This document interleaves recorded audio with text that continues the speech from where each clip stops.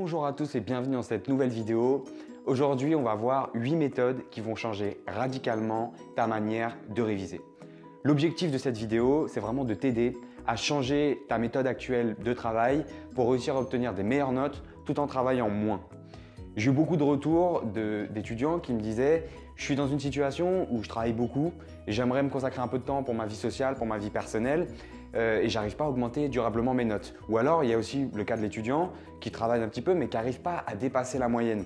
Ça, c'est des cas la plupart du temps qui sont liés à des problèmes de méthode et c'est assez difficile de trouver tout seul la solution parce que généralement dans les manuels de méthodologie ou à l'université, les professeurs, les chargés de TD ne vous disent pas les qualités et les domaines qu'il faut connaître pour augmenter durablement ses notes. Alors comment utiliser cette vidéo? Il y a 3 choses qu'il faut que tu retiennes.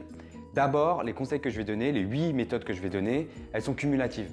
Tu ne peux pas revenir dans 2 mois et me dire « j'ai essayé 1, 2, 3 méthodes et ça n'a rien changé sur mes notes ». C'est normal, il faut que tu essayes tout en même temps. Deuxième chose à savoir sur cette vidéo, si tu n'es pas motivé, ça ne sert strictement à rien de continuer cette vidéo. Je t'invite à aller regarder d'autres vidéos, laisse-nous entre personnes motivées et passe à autre chose. Si tu as un minimum de motivation, on peut continuer ensemble. La troisième chose qu'il faut que tu saches, c'est comprendre que les conseils qu'on va voir ici, ce n'est pas simplement des conseils que tu peux appliquer dans les études de droit. C'est des conseils généraux. Ce qu'il faut comprendre, c'est que si tu veux progresser en droit, il va falloir que tu t'intéresses à des domaines et à des techniques qui vont faire appel par exemple à des méthodes d'organisation, des méthodes d'efficacité. Et ces méthodes-là, elles ne sont pas spécifiques au droit, donc on va aller bien au-delà de ce que tu as l'habitude de voir dans les manuels de méthodologie. Premier point, se fixer un objectif mental. Tu ne peux pas continuer les études de droit, tu vas forcément finir par abandonner si tu n'as pas un objectif. C'est comme si tu faisais de la course à pied sans savoir pourquoi tu cours. Si tu fais de la course à pied, tu sais vraisemblablement que tu vas participer à une compétition ou alors c'est que tu as envie de perdre du poids. Mais tu as un objectif qui te tient en éveil et qui t'aide à continuer. Pour les études de droit, c'est la même chose.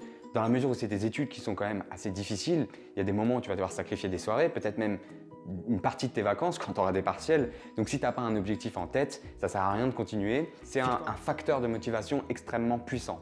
Deuxième point, il va falloir que tu sois extrêmement curieux sur tout ce qui va pouvoir te faciliter la vie de près ou de loin. Je m'explique. Ce qu'il faut, c'est que de toi-même, tu ailles chercher l'information qui va pouvoir t'aider à mieux t'organiser ou à gagner du temps. Il faut que tu sois toujours réceptif. Même quand quelqu'un te parle d'une méthode, va voir la méthode qu'il te propose. Le but, c'est pas de tout prendre parce que dans 95% des cas, ce qu'on va te dire, ça va être 95% de la merde. Il faut dire ce qui est. Mais tu vas avoir 5% de choses qui vont peut-être radicalement changer ta façon de réviser. Donc fais preuve de curiosité. Mais si tu regardes cette vidéo, déjà, c'est plutôt pas mal parce que ça veut dire que tu as envie de te renseigner et de savoir ce que tu peux faire pour t'améliorer. Troisième point, et là on va rentrer dans du plus concret, il va falloir que tu apprennes tout le temps ton plan de cours. Le plan de cours, c'est la base, c'est le squelette du cours et si tu ne le connais pas, tu ne vas pas pouvoir progresser. Quatrième point, il faut que tu boostes ta mémoire. Ce qu'il faut savoir avec la mémoire, c'est qu'on ne nous apprend pas à l'utiliser à l'école. On va nous apprendre le théorème de Thalès, le théorème de Pythagore, des trucs qui ne servent à rien, mais on ne nous apprend pas l'essentiel, c'est-à-dire d'utiliser sa mémoire. Pourtant, il y a des mecs qui ont écrit des bouquins en entier là-dessus et qui t'expliquent comment mémoriser au mieux. En fait, on nous apprend que du point de vue de la mémoire, on n'est pas égaux, qu'il y en a qui sont meilleurs que d'autres. C'est complètement faux. Avec des techniques de mémorisation, tu peux devenir meilleur que n'importe qui. Ça te permettra de gagner du temps et de l'efficacité. L'objet de la vidéo, c'est pas de te donner les méthodes en entier, mais sache que tu peux aller te renseigner sur les techniques de mémorisation. Moi, il y a une technique qui m'a beaucoup servi, notamment pour apprendre les plans de cours. Ça s'appelle le palais de mémoire. Tu peux aller voir sur Google. Ça utilise des lieux que tu connais. Tu fais des associations et des visualisations avec des images pour mieux retenir. Et je t'assure que c'est vraiment efficace. Je t'invite à aller te renseigner là-dessus. Cinquième conseil, il va falloir que tu t'entraînes dans les conditions réelles de l'examen. C'est hyper important parce que le but de l'entraînement, en fait, c'est de connaître ses lacunes, ses erreurs pour ne plus les refaire. Si tu t'entraînes dans des conditions différentes, tu ne vas pas pouvoir connaître tes lacunes. Donc dans les mêmes conditions de l'examen, ça veut dire le même temps, ça veut dire avec le même matériel, c'est-à-dire le même code, les mêmes stylos, et ça veut dire dans le même espace-temps, c'est-à-dire que tu ne peux pas faire en 1h30 par exemple ta copie et ensuite le lendemain tu refais 1h30. Donc tu as 6 étapes à respecter pour t'entraîner convenablement. Première étape, il faut que tu lises la méthodologie classique.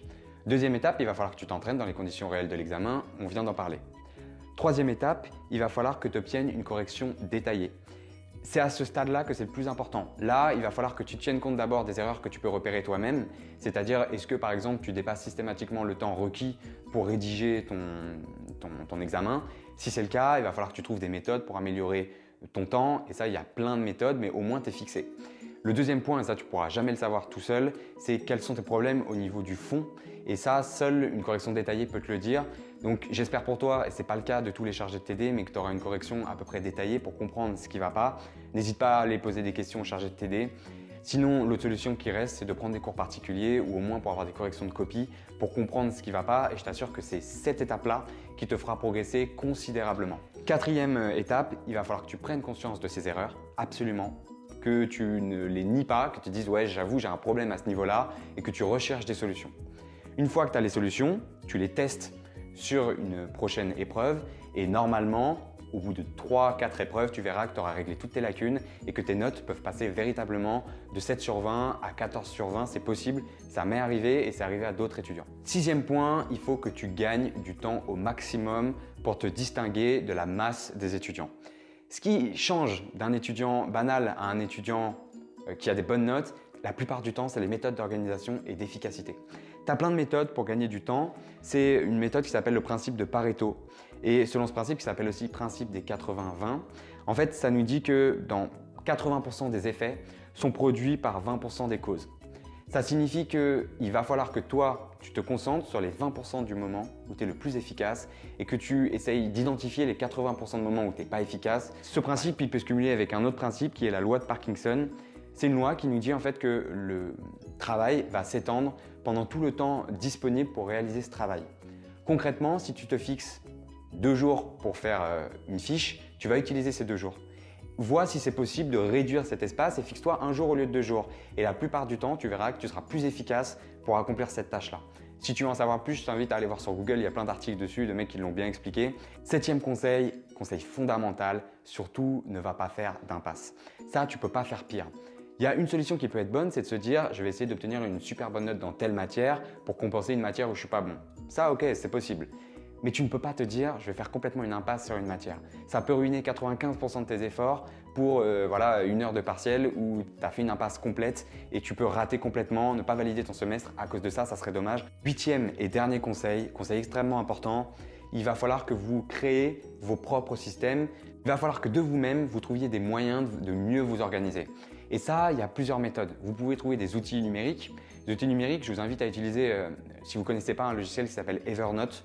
Dessus, vous pouvez par exemple ficher vos cours. Vous y avez accès sur votre portable parce que c'est connecté entre le portable et l'ordinateur. Ce qui fait que quand tu prends le train par exemple, quand tu prends le métro, tu peux relire tes fiches. Ça t'évite de perdre du temps.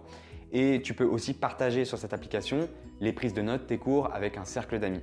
Le deuxième moyen, c'est justement le cercle d'amis. Essayez de vous répartir les cours magistraux. Voilà, et enfin, dernier conseil, je vous assure, déstressez un peu, décompressez les études de droit. Vous ne serez pas évalué uniquement sur les notes. Il y a plein de choses qui rentrent en compte comme l'activité associative, etc. Vous, ce qu'il faut seulement, c'est essayer de vous libérer un peu de temps pour avoir une vie sociale, une vie personnelle. Le but, c'est pas d'avoir des études de droit que vous subissez, mais dans lesquelles vous pouvez vous épanouir un minimum et avoir une certaine vie sociale. Et je vous assure que c'est possible pour avoir réussi à le faire et pour avoir vu plein d'étudiants qui ont réussi à le faire aussi. Voilà, cette vidéo est terminée. Merci d'avoir regardé la vidéo. Je t'invite à mettre un pouce bleu en bas de la vidéo si tu as aimé. Je t'invite également à t'abonner. Bon courage pour vos révisions. Bye.